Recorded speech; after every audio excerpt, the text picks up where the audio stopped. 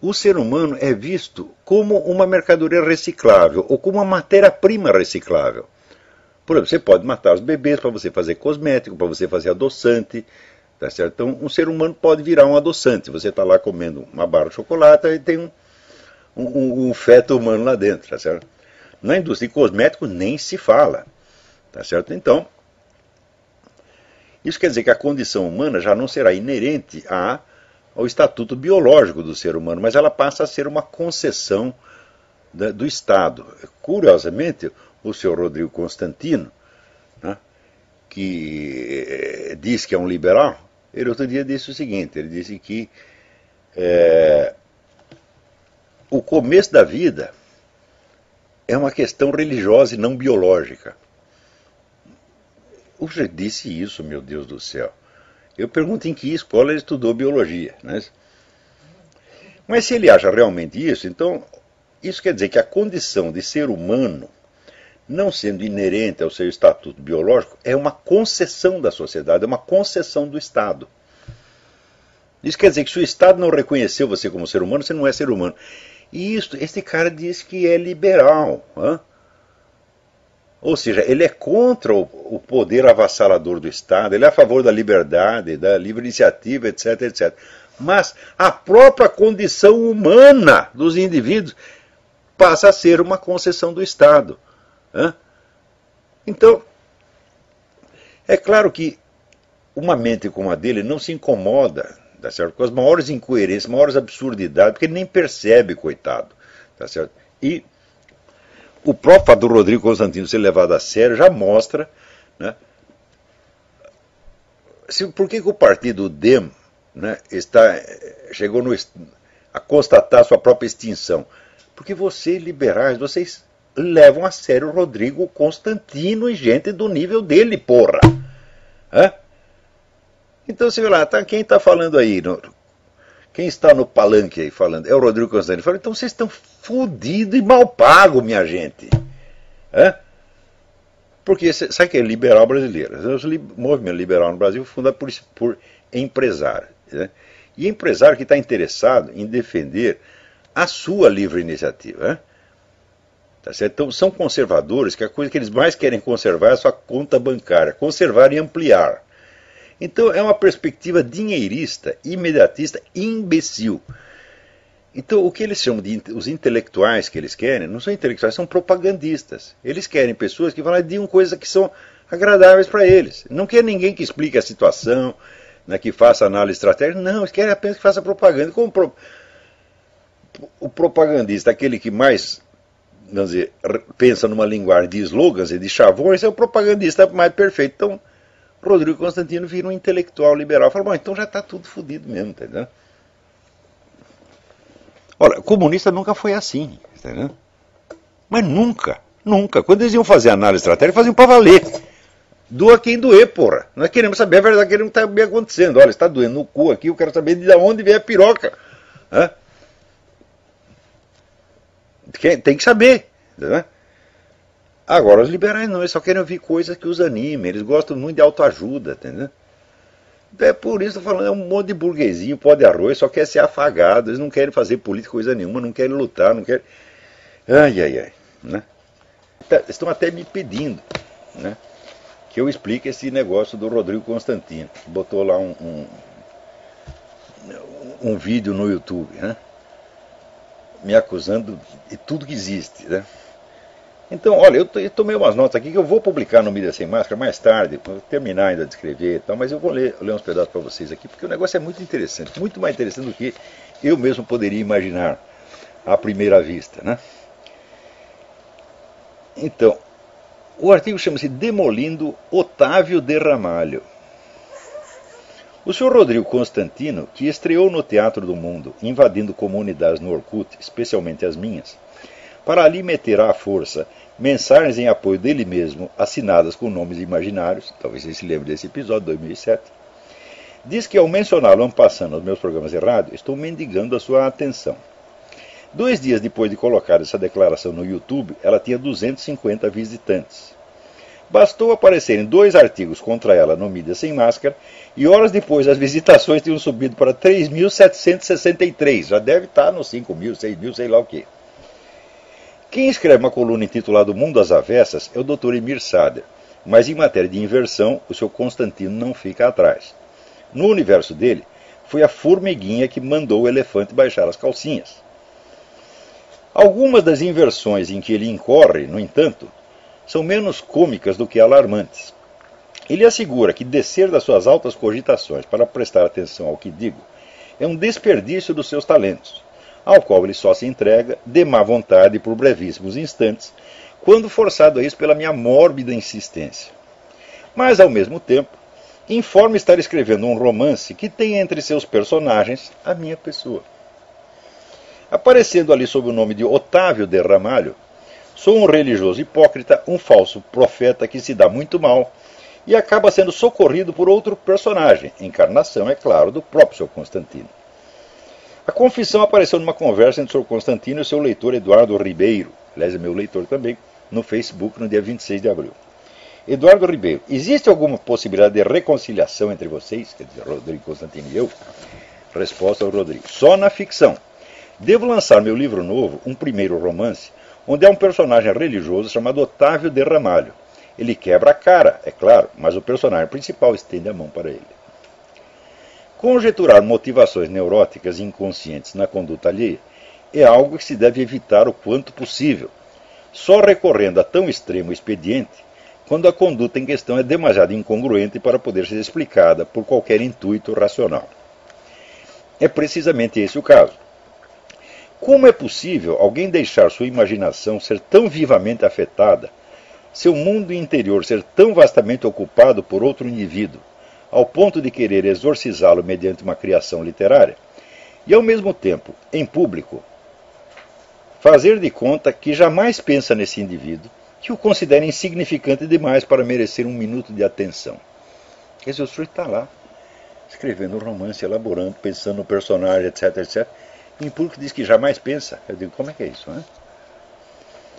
A intensidade da experiência interior contrasta aí de tal modo com a afetação pública de indiferença que é impossível deixar de enxergar nessa conduta o sinal de um conflito pessoal muitíssimo mal camuflado. Uma breve análise mostrará a complexidade do problema.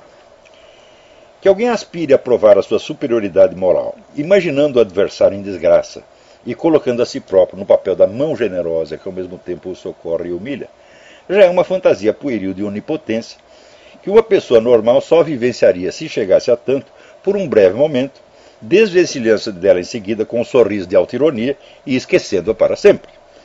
Se, porém, a fantasia se torna tão recorrente e obsessiva que já não se satisfaz em expressar-se no recinto modesto da fantasia privada, mas tem de exteriorizar-se em criação romanesca, então é óbvio que se trata de um sistema neurótico inquietante, um mecanismo imaginário de compensação de um insuportável sentimento de inferioridade. Tão insuportável que tem de ser camuflado em público mediante a ostentação forçada de indiferença, por sua vez desmascarada logo em seguida pela confissão da fantasia literária. É um fato amplamente reconhecido na psicologia da criação literária que os escritores de ficção tomam como material de base os fantasmas que povoam as suas obsessões interiores. Com toda a evidência, ocupam um lugar considerável no espaço interior do Sr. Constantino, senão como poderia fazer de mim um personagem de romance. Lugar considerável no espaço interior do Sr. Constantino, certamente maior do que concedo a ele, e talvez até a mim mesmo, no meu. Escrevendo, ele busca domar o fantasma, primeiro levando-o à derrota e ao fracasso, depois montando a cena triunfal em que Constantino, o magnânimo, estende a mão de ateu generoso ao hipócrita desmoralizado. No entanto, o esforço mesmo de elaborar literariamente o personagem leva-o a pensar nele mais e mais, agravando em vez de aplacar a obsessão. Nessas condições, a menor provocação, isto é, ser citado de passagem num dos meus programas de rádio como autor de um contrassenso lógico, bastou para levar o Sr. Constantino a uma explosão de fúria, muito mal disfarçada, na qual veio a lançar sobre o adversário as acusações mais toscas e fantasiosas. Já vou explicar daqui a pouco. Como a explosão, no entanto, arriscava perigosamente revelar em público a obsessão originária que ele desejaria ocultar, ele precisou recobri-la de uma segunda camuflagem, ainda mais postiça, afetando indiferença superior a um objeto de ódio no qual não consegue parar de pensar. Já vi muita gente ostentar ou fingir recusa de atenção, para se fazer de importante e rebaixar o interlocutor à condição de pedinte.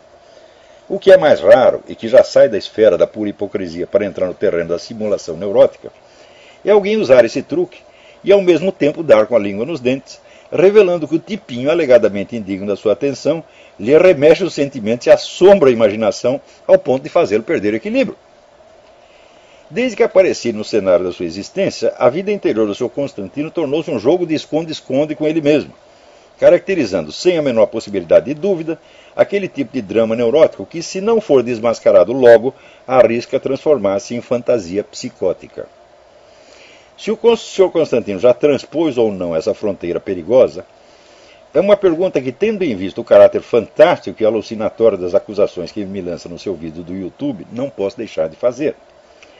Eu não a faria se algo nessas acusações sugerisse a hipótese de mentiras conscientes, maquiavelicamente concebidas para destruir a minha reputação. Mas, bem ao contrário, o tom em que ele as emite indica antes que ele acredita nelas piamente, como quem enxergasse ao vivo com seus próprios olhos coisas que nunca existiram nem podem existir.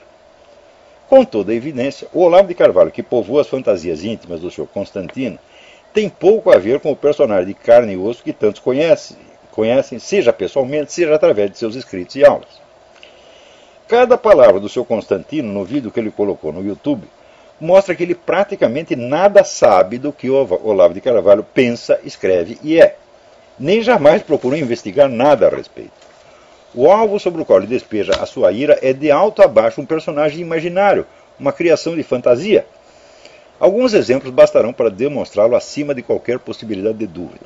Primeiro, Foro de São Paulo. Segundo o Sr. Constantino, criei em torno do Foro de São Paulo toda uma teoria da conspiração, na qual amplio imaginariamente os poderes dessa entidade, ao ponto de descrevê-la como um grupo secreto de meia dúzia de pessoas onipotentes que, a portas fechadas, decidem os destinos da nova ordem mundial. Literal dele.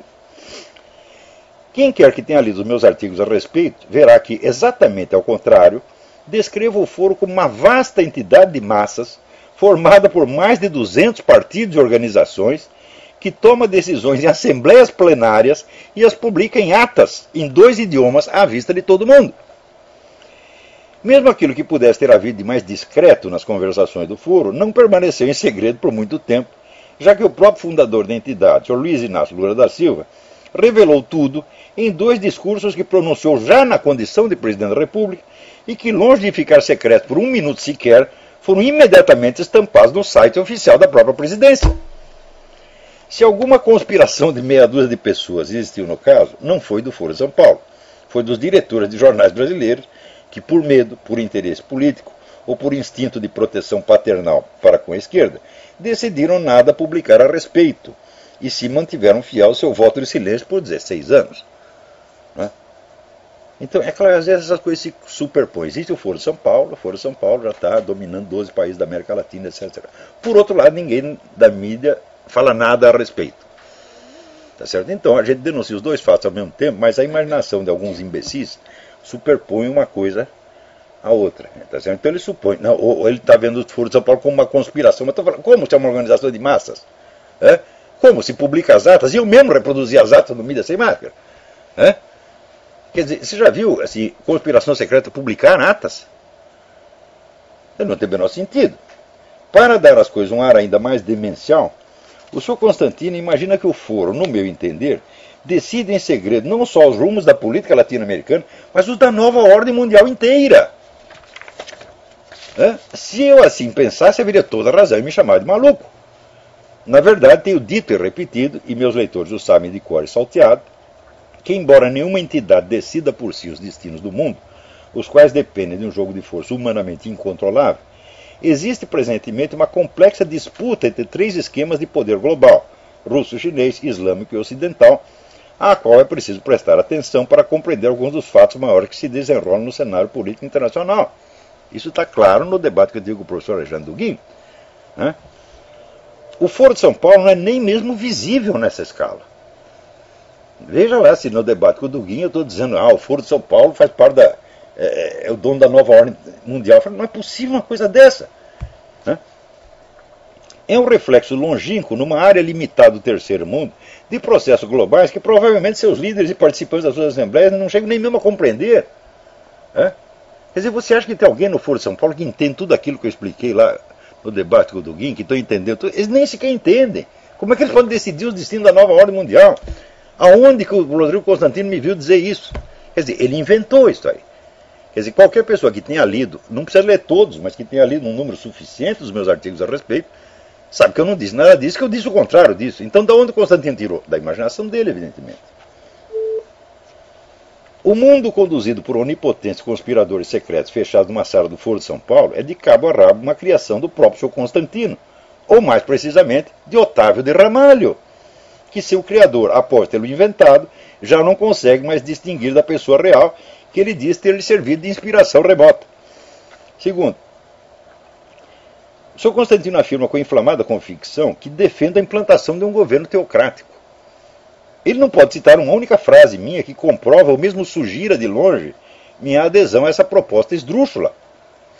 Ele poderia, ao contrário, se desejar saber o que penso, encontrar várias passagens minhas que apontam a centralização do poder papal, iniciado na Idade Média e consumado no início da modernidade, como uma das causas da decadência da Igreja Católica. O Sr. Constantino não enxerga nenhuma contradição entre fazer de mim um apóstolo do governo teocrático e, ao mesmo tempo, um saudosista da Idade Média. Isso não constitui loucura, apenas ignorância, mas a ignorância da realidade é um componente essencial de qualquer interpretação alucinatória dos fatos. Se algo louvei algum dia na sociedade medieval, foi justamente a diversidade, a pluralidade de poderes independentes que, na ordem feudal, asseguravam, ao menos regionalmente, uma grande independência entre os poderes centrais, o papado e as monarquias. Ora, como qualquer estudante de história tem a obrigação de saber, e como já expliquei 1000 vezes nos meus cursos, foi justamente a tentativa insana de instalar na Europa um governo teocrático a partir do século XI que desmantelou o sistema feudal e abriu caminho para o advento dos governos absolutistas, cada um deles a seu modo com pretensões de representar a autoridade da religião. Processo que eu descrevi no Jardim das Aflições. O Constantino disse que leu, mas é mentira, não leu. Se ele leu, ele saberia disso. Ora, se eu aprecio algo na Idade Média, na sociedade medieval, não na cultura, é claro que aprecio, mas se algo a sociedade medieval, em algo a sociedade medieval mereceu meus louvores, foi justamente no fato de não ser um governo teocrático. E quando tentaram implantar um governo teocrático, centralizando tudo na mão do Papa, desmantelou os fundamentos da ordem feudal e criou a possibilidade dos governos centralizadores, que é justamente o que eu estou combatendo ali no Jardim das Aflições. Então, o cara fala assim, Idade Média, governo teocrático. Fala, o quê? É exatamente o contrário, meu filho. É?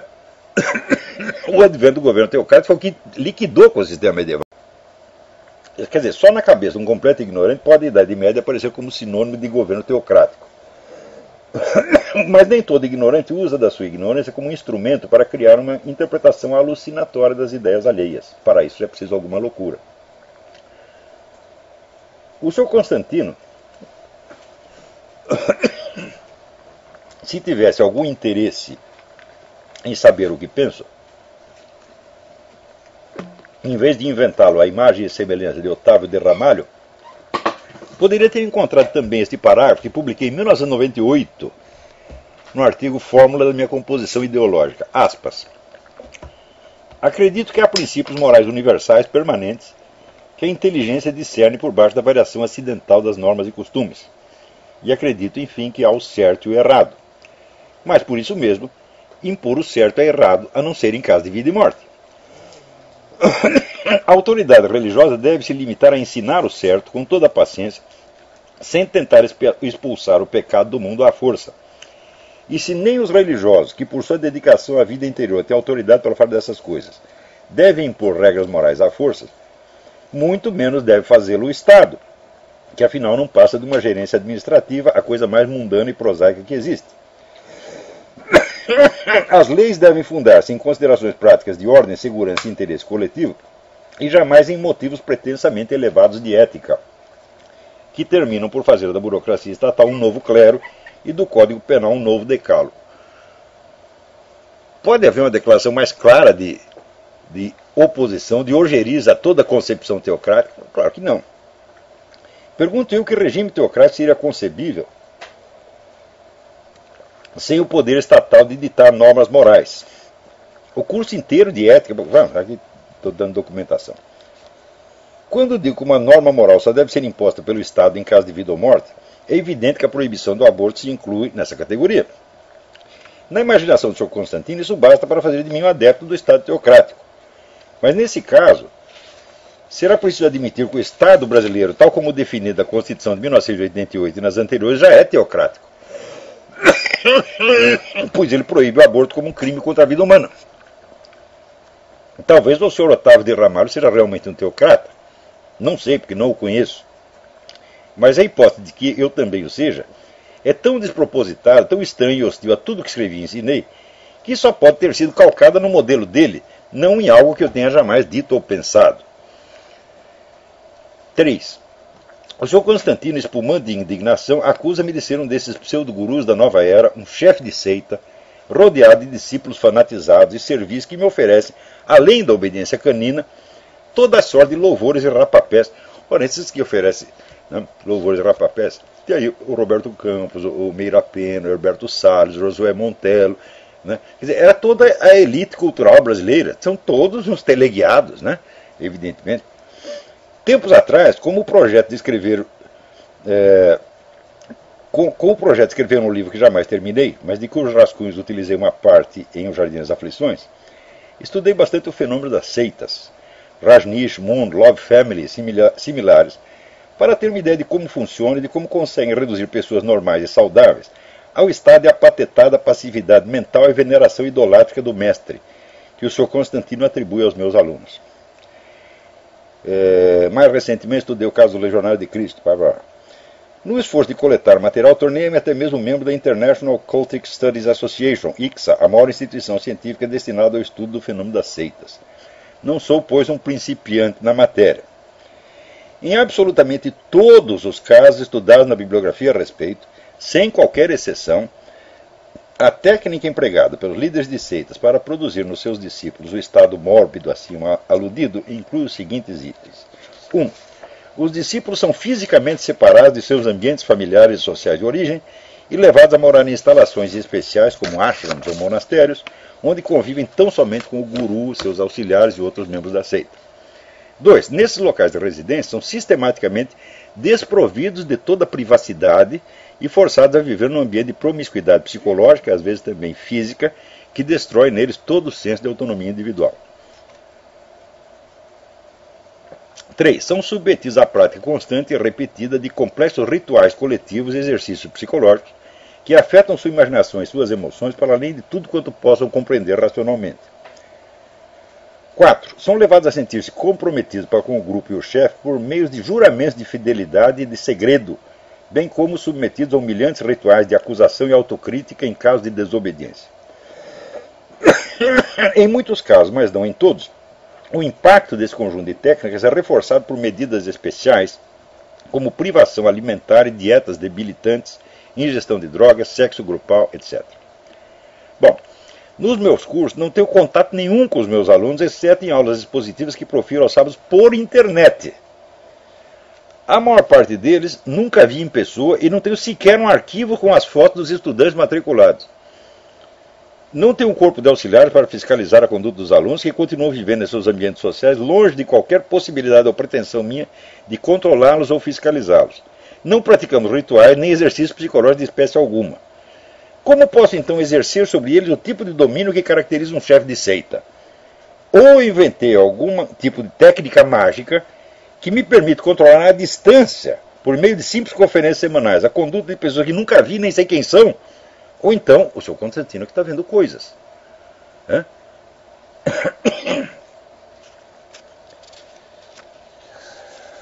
Bom, aí ainda tem mais explicações. 4. O Sr. Constantino chama-me de astrólogo embusteiro do tipo Walter Mercado. Os trabalhos que publiquei e os cursos que proferi sobre matéria astrológica diferem tanto, situam-me a uma tão imensurável distância, não só dos vulgares astrólogos de mídia, mas também até dos astrólogos profissionais mais técnicos, aqueles que não fazem previsões genéricas, mas trabalham baseado em horóscopos individuais, que o Sr. Constantino, para me igualar ao supracitado personagem, tem de ignorar por completo tudo o que eu escrevi e disse a respeito, e inventar de novo na base da pura criatividade alucinatória. Aqui, novamente, ele fala de Otávio de Ramalho e pensa estar falando de Olavo de Carvalho. Para não me estender em explicações desnecessárias por demasiado óbvios, reproduzem apêndice 2 escritos meus já antigos, mas bem divulgados na época, dos quais resumo minhas opiniões até hoje inalteradas em essência sobre a questão astrológica. Isso vai sair no Mídia Sem Massa. Então você vê o tipo de trabalho que eu desenvolvi a respeito, né? Não tem nada, nem mesmo a ver com o astrólogo praticante, esse que lê horóscopo, né, que calcula e lê horóscopo, quanto mais com o astrólogo de mídia tipo Walter Mercado, que é uma coisa tão distante, tão absolutamente diferente, que só produto por imaginação. Ou seja, o que o Constantino leu, ou ele sabe do que eu escrevi, do que eu ensinei nesse assunto astrológico? Nada, zero, zero, zero, zero. Ele adivinhou e inventou tudo.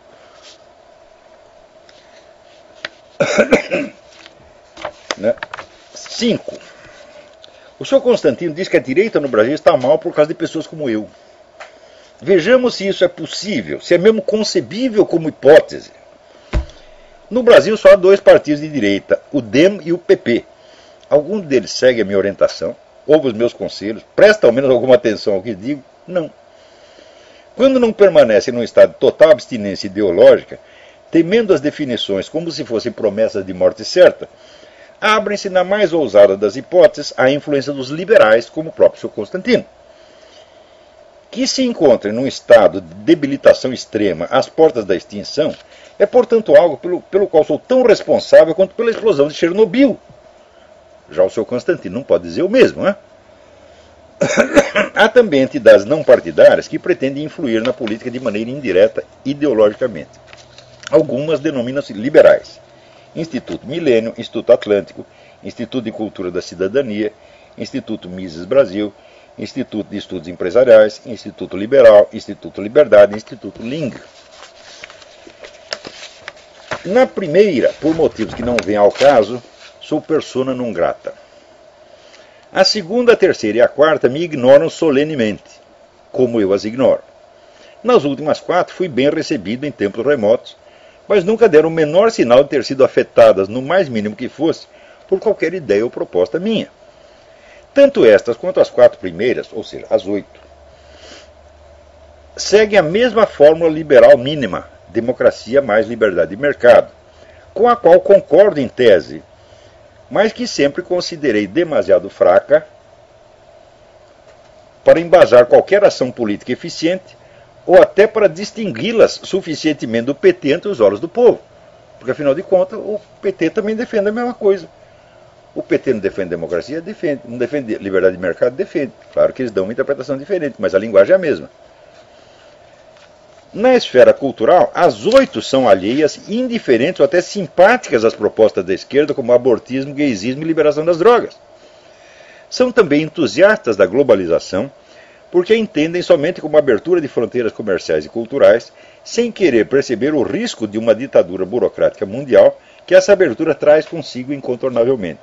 Em suma, pensam como o Sr. Rodrigo Constantino, não como eu. Dentre essas entidades, a mais poderosa e influente é, por ironia, aquela na qual o Sr. Constantino exerce um cargo e é ouvido, não digo com admiração, mas ao menos com aquela ternura paternal de quem espera, cruzando os dedos, que um dia ele venha a ser alguma coisa. Essa entidade foi fundada com verbas consideráveis e apoio institucional maciço. Tem mais figurões da política e das finanças na sua diretoria, e da política, da finança e da mídia na sua diretoria e no seu conselho, do que qualquer outra entidade do gênero jamais teve no Brasil. Decorridos 7 anos, a direita já nem mesmo existe. Ou seja, gastaram um dinheirão, fizeram um bafafá, tá certo? Fizeram um pool de prestígio e disseram, vamos renovar a direita. O que aconteceu? Nada. Acabou tudo. E enquanto os partidos pertencentes ao Foro de São Paulo dominam tranquilamente o espaço em volta, ali ainda parece predominar a opinião do Sr. Constantino, de que falar do Foro de São Paulo é teoria da conspiração. Que perigo pode representar para a esquerda uma assembleia de socialites que, ciosos das boas aparências, da sua imagem de pessoas polidas, elegantes e equilibradas, têm medo até de dizer o nome do inimigo? Não espanta que, na grande mídia esquerdista, essa instituição e o próprio Sr. Constantino sejam aceitos como representantes típicos da direita respeitável. Eu não sou respeitável, eles é que são. O pior é que eles próprios leem isso e lisonjeados acreditam.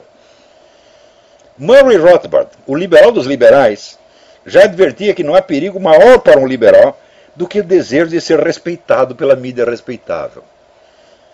Quando o Sr. Constantino se gaba de representar a direita decente, eu sou a indecente. Ele encarna em pessoa uma das causas do mal que ele me imputa. Todos querem ser respeitados, querem ser decentes. Tanto que na diretoria deste negócio estão grandes donos de mídia, que nos seus próprios jornais e canais de televisão dão todo o espaço para a esquerda. Então querem aparecer respeitáveis, são nossos amigos, é tudo assim. Temos divergências teóricas. Então é claro que a esquerda ri dessa gente. Há também as entidades religiosas ou associadas de algum modo à religião. Estas apreciam o meu combate contra as propostas culturais da esquerda, mas divergem de mim ou antipatizam com a minha pessoa sob tantos outros aspectos e com tamanha variedade de pretextos que nenhuma proximidade ou colaboração entre nós é possível, nem mesmo numa esfera puramente intelectual. Algumas, católicas, rejeitam como a peste o liberalismo econômico e político, que para mim é uma condição indispensável, embora parcial e ambígua, da resistência ao totalitarismo revolucionário. Outras não querem ter seus nomes associados ao meu, porque abominam toda independência de pensamento e concebem a sua pusilanimidade intelectual como uma virtude cristã. Ver seu Sidney Silveira, seu Carnegie, essa gente toda, né?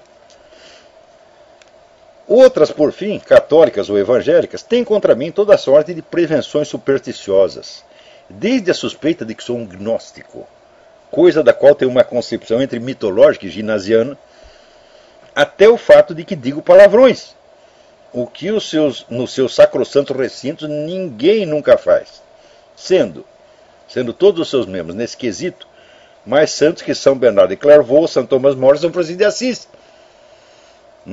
que usavam seus palavrões quando necessário. A única direita sobre a qual posso ter exercido alguma influência é, portanto, a massa anônima e inorgânica dos meus leitores, ouvintes e alunos. Ou seja, aqueles brasileiros tipicamente separados por distâncias enormes, socialmente isolados, desprovidos de qualquer canal de ação política, desamparados e órfãos, aos quais a direita liberal e a conservadora igualmente não tem nada a dizer desde há muitos anos. Esses me ouvem, no mínimo, porque ninguém mais fala com eles. Ou quando fala, só lhes desperta bocejos, quando não tristeza e desesperança. Como essa direita dispersa e muda não é uma organização, nem atua politicamente, nem aliás ambiciona fazê-lo, não pode estar em crise nem em decadência como as direitas institucionalizadas, seja as que dão ouvidos ao seu Constantino, seja as que os negam a mim, seja as que fazem ambas essas duas sapientíssimas coisas. Então, da onde o seu Constantino tirou que é por minha causa que as instituições de direito, que as organizações de direito estão caindo pelas tabelas? De onde que ele tirou isto? Da imaginação dele. Inventou Otávio de Ramalho. Otávio de Ramalho, então, é um falso profeta religioso que influencia toda a direita, engana todo mundo e leva a direita para o buraco. E daí vai ele para o buraco também, e daí vem Constantino magnânimo para estender a mão. Mas que foi uma fantasia pueril. Ele não colocou isso na gravação, ele colocou lá no YouTube, discretamente, na conversa que teve com o Eduardo Ribeiro. No Facebook. 6.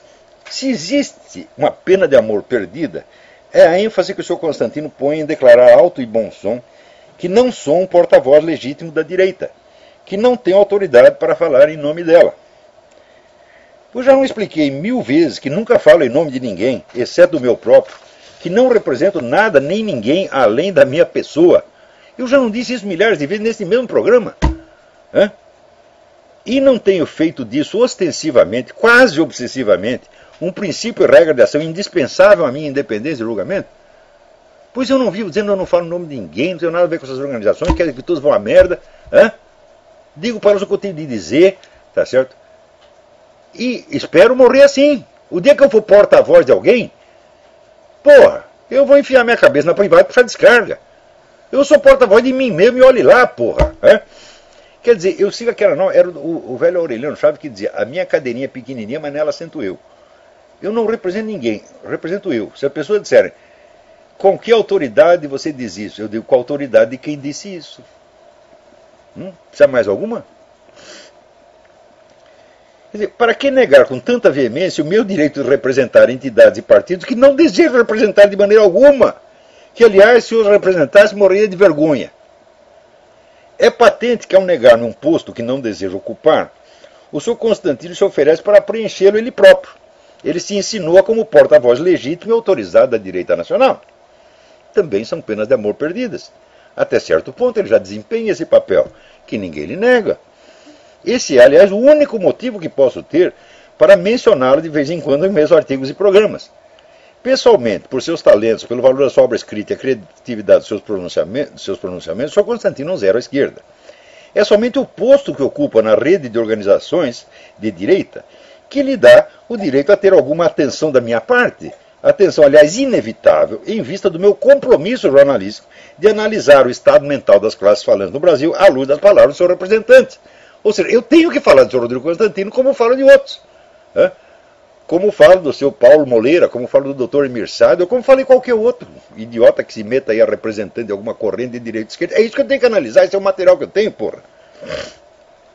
A direita no Brasil é uma entidade em plena decomposição, em estado terminal, cuja última esperança de sobrevivência é cavar um lugarzinho de força auxiliar na implantação do programa cultural da esquerda, em troca disso obter algumas concessões paternais do governo na área econômica.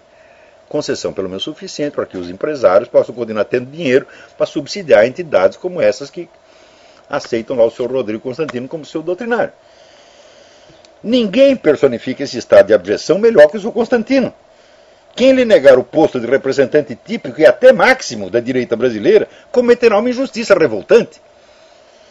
É, pois, pura fantasia dele imaginar que tem algo a disputar comigo nesse campo.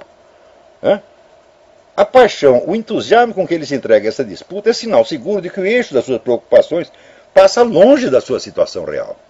Quer dizer, ele está lá discutindo comigo para ver quem é o representante da direita e fala, mas não tenho dúvida, é você. Eu não. 5 anos atrás, o Sr. Constantino era apenas um argumentador desastrado, ignorante dos princípios mais elementares da argumentação e da prova, que se tornava ainda mais grotesco por apresentar-se como personificação da razão em luta contra o obscurantismo. A passagem do tempo e o sucesso obtido em impor-se como representante de uma facção moribunda excitaram-lhe a veia imaginativa ao ponto de levá-lo a duelar com fantasmas de sua própria invenção, acreditando piamente que ao humilhá-los inflige derrota acachapante a alguma pessoa de carne e osso. Não hesito em conceder ao Sr. Constantino a vitória triunfal sobre o seu arqui-inimigo Otávio de Ramalho, que aqui jaz a seus pés, desmascarado e humilhado, implorando a caridade de um olhar, de um gesto de perdão, talvez de uns trocados para uma média com pão e manteiga. Não era esse o sonho da sua vida? Pois ei-lo aqui realizado, sem nem mesmo esperar pela publicação do romance, que talvez não venha a ser concluído jamais, ou cujo enredo, depois do Sr. Constantino ler isso, talvez venha a ser modificado para não dar muito na vista. Apenas advirto que, cedendo com demasiada frequência à tentação de reforçar por esse meio factício um ego perturbado e vacilante, o Sr. Constantino arrisca passar do fingimento neurótico à invencionice psicótica. Como vimos no caso presente, parece que já passou. Não é de estranhar que, em tamanho estado de confusão interior, ele perca até as minguadas capacidades que tinha no começo e termine incapaz até mesmo de compreender o sentido patente das suas próprias palavras, como expus no artigo Inocente como um Feto, que está no Mídia Sem Máscara. Aqueles que em volta aplaudem e reforçam a sua conduta são aproveitadores irresponsáveis que se servem da autodestruição psicológica de um ser humano para usá-la como instrumento a serviço de seus interesses grupais ou, que seja, de seus projetos políticos. Então, não estou aqui discutindo o Sr. Rodrigo Constantino, não estou bravo com ele absolutamente, eu só estou dizendo, isso aqui é alarmante. O cara inventou um personagem que não existe. Não tem qualquer fundamento ou base em qualquer coisa que eu tenha dito ou escrito. É tudo completamente inventado e ele acredita que esse personagem sou eu. E depois confessa que está escrevendo um romance. Né? E pô, para você escrever um romance, você gasta meses, pelo menos. Tem que pensar naquilo, na criação imaginativa e tal. Então ele pensa muito nesse personagem, pode dizer, não, esse cara não merece minha atenção num minuto. Mas que fingimento, que teatrinho bobo, coisa mais. Assim, é uma neurose, qualquer principiante, segundo dia de curso de psicologia tem que identificar à primeira vista. Né? Agora, quando uma palhaçada neurótica dessa, quer dizer que é um assunto, vamos dizer, da vida íntima do Sr. Constantino, não tem nada a ver com o estado psicológico dele. Quando uma coisa dessa se transforma num acontecimento político, é que o país está absolutamente louco. Quer dizer, vocês não sabem distinguir mais o que é uma discussão política do que é um sintoma neurótico, vocês não sabem, não. E do que é uma pré-psicose. Eu quero perguntar, onde vai parar? Não, não vai parar. Mas onde vai parar? Porque o buraco é sempre mais embaixo. E não há nada que esteja tão ruim que não possa piorar. Então, até a semana que vem. Muito obrigado.